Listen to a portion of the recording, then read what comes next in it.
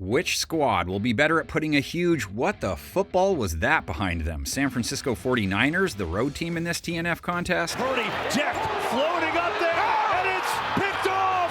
Kaiser White grabs it in midair, and the Cardinals are going to hang on! Or the home team, the Seattle Seahawks, whose home didn't prevent a giant miracle from being bestowed upon their visitors last week. It's blocked! Isaiah Simmons, and picked up by Bryce Ford Wheaton, and he is going to go! Seahawks on a 2-game losing streak. 49ers have lost 3 of their last 4. One of them has to get right, though. Brock Purdy has to rebound from a dud, or try to. 1 touchdown against 2 INTs, low 60s rate versus Arizona. A lot of time, already tipped in the air, it's intercepted!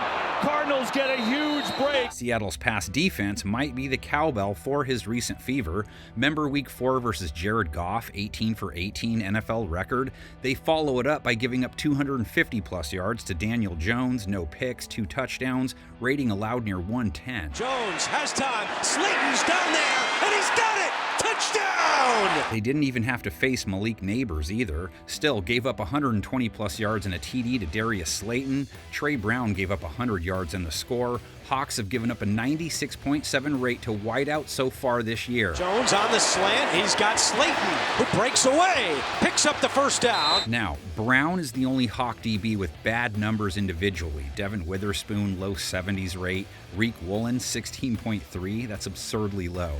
He did get hurt last week, so have to track his status. The Niners have plenty of top-notch pass catchers. Deebo Samuel, though, comes in cold, just 11 yards. Same with Juwan Jennings, 13 yards. Brandon Ayuk, though, finally earning that paycheck, 8 catches, 147 yards. And Ayuk with that twitch, I just love that. Catch that ball and make him get you on the ground. And Ayuk says, not today. George Kittle, 2, touchdown, 64 yards versus Arizona. This time Purdy over the middle, caught for the touchdown, it's George Kittle.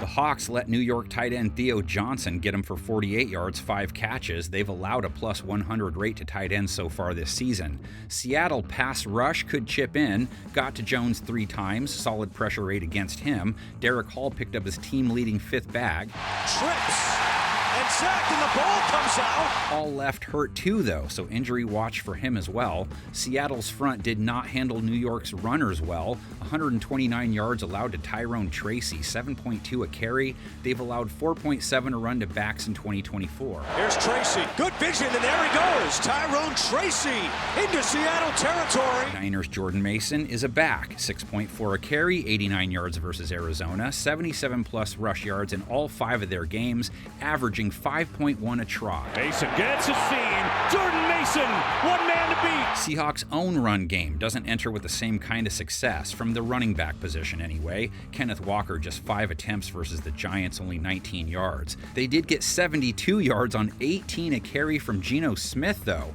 He's rushed for 30-plus yards now 3 times. Pressure's coming. Smith steps up. He's got a big lane to run.